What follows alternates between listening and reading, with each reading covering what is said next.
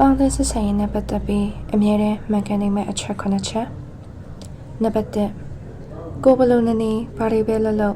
လူတိုင်းကတော့ကိုကြိုက်နိုင်မှာမဟုတ်ဘူးဆိုတာကိုသိထားပါတရရောက်ကများကိုမကောင်းကြောင်ပြောလာခင်ရင်တုံးလုံးမသွားပါနဲ့ဒါဟာတာမန်ပါပဲနောက်ပြီးလူတကာကြိုက်ဖို့ကိုလည်းပထမအားမထုတ်မမျော်လင့်ပါနဲ့တိတ်ပင်ပန်းရပါလိမ့်မယ်နံပါတ်2ကိုလှုပ်ပြီးနိုင်တာလုပ်ပြီးပါ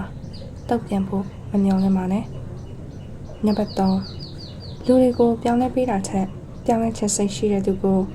ကူညီပေးတာကပိုပြီးတော့ထိရောက်ပါတယ်နံပါတ်4တိတ်ကွဲတော်၎င်းရှင်ကွဲတော်၎င်းအချိန်မရွေးကွဲတော်နိုင်ပါတယ်ဒါကိုရွေးချယ်လို့မရပါဘူးအတူရှိနေတော့မှတယောက်နဲ့တယောက်ဘယ်လိုသဘောထားဆက်ဆံကြမလဲဆိုတာကိုပဲ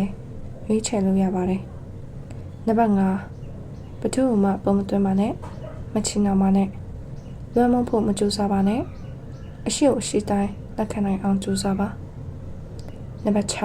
6တုံ့ပြန်တဲ့ထင်ရင်တစ်ခါလေးတုံ့ပြန်ခဲ့ပါပြီးမှ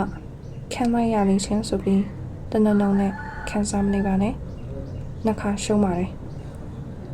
နံပါတ်9ကိုဒုက္ခပေးခဲ့တဲ့သူတွေကိုခွင့်လွှတ်ပါပိုရည်ကြီးတာကကိုပေါ်ကောင်းတဲ့သူတွေကိုအတိအမှတ်ပြုကျေးဇူးတင်ကျေးဇူးဆက်ဖို့ဘယ်တော့မှမမေ့ပါနဲ့